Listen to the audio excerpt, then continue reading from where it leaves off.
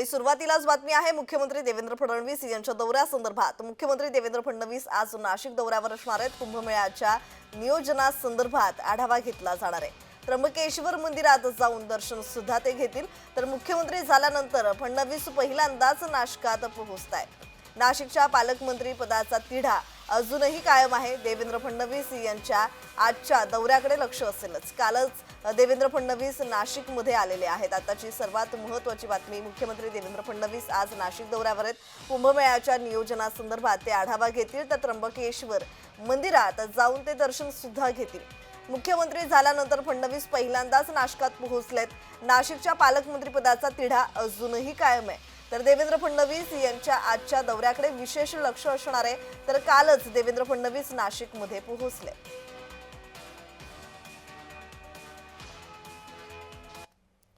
दरम्यान या संदर्भात अधिकची माहिती देत आहेत आमचे प्रतिनिधी किरण कोटूर। किरण, मुख्यमंत्री देवेंद्र फडणवीस आज नाशिक दौऱ्यावर आहेत, नाशिकात ते पोहोचलेले आहेत। त्यांच्या या दौऱ्याची रूपरेषा काय असेल?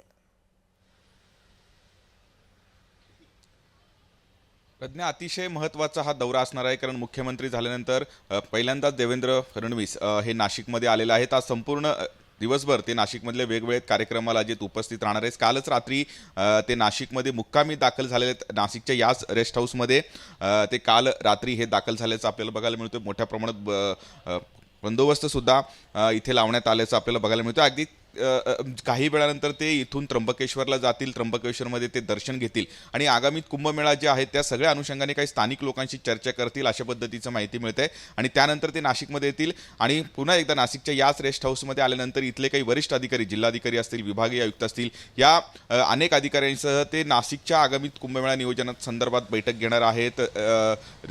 गिरीश महाजन असतील किंवा दादा भुसे असतील किंवा जे नाशिकमधले वेगवेगळे लोकप्रतिनिधी असतील, हे सगळेजण या बैठकीला जे ते उपस्थित राहणार असल्याची माहिती मिळते।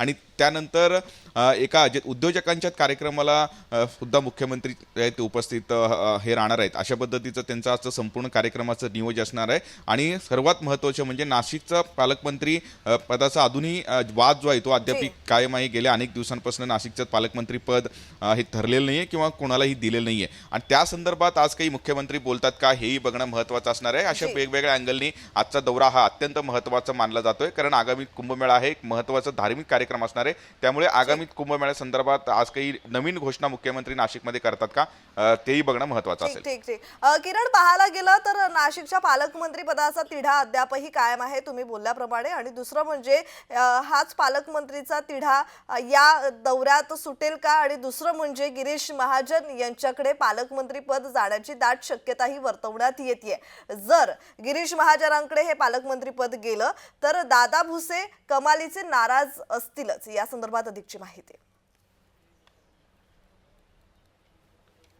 आजच्या या बैठकीला दोन्ही मंत्री असणार आहेत, कारण मध्यंतराच्या काळामध्ये नाशिकचं पालकमंत्रीपद हे भाजपकडे जाईल अशा पद्धतीच्या बातम्या आलेल्या होते। दिल्लीवरनं हे ठरलेलं आहे असंही सांगण्यात आलेलं होतं, पण मध्यंतराच्या काळामध्ये हा निर्णय आहे तो मागे पडलेला आहे। आज मुख्यमंत्री नाशिकमध्ये, नाशिक आणि रायगड या दोन जिल्ह्याचं पालकमंत्रीचं वाद अद्याप कायम आहे। त्यामुळे मुख्यमंत्री आज नाशिकमध्ये मुख्यमंत्री झाल्यानंतर फडणवीस पहिल्यांदाच नाशिकमध्ये येत आहेत। त्यामुळे आज या सगळ्या विषयावरती चर्चा होण्याची शक्यता आहे, कारण या बैठकीला काही लोकप्रतिनिधी सुद्धा असणार आहेत आणि गिरीश महाजन आणि दादा भुसे हे दोन्ही मंत्री आजच्या मीटिंगला असणार आहेत। त्यामुळे पालकमंत्री पदाच्या या संपूर्ण वादावरती मुख्यमंत्री काही एकूण चर्चा करतात का, काही इथे निर्णय जे आहे ते होतो का, हे बघणं महत्त्वाचं असणार आहे। पण वेगवेगळ्या अँगलनी आजचा दौरा महत्त्वाचा मानला जातोय। त्यामुळे मुख्यमंत्री आज नाशिकमध्ये नेमकं काय काय घोषणा करतात आगामी कुंभमेळ्याच्या नियोजनासंदर्भात, हे देखील बघणं महत्त्वाचं आहे। जी नक्कीच किरण, मुख्यमंत्री देवेंद्र फडणवीस यांच्या दौऱ्याकडे लक्ष असेलच। तुर्तास दिलेल्या धन्यवाद माहितीबद्दल।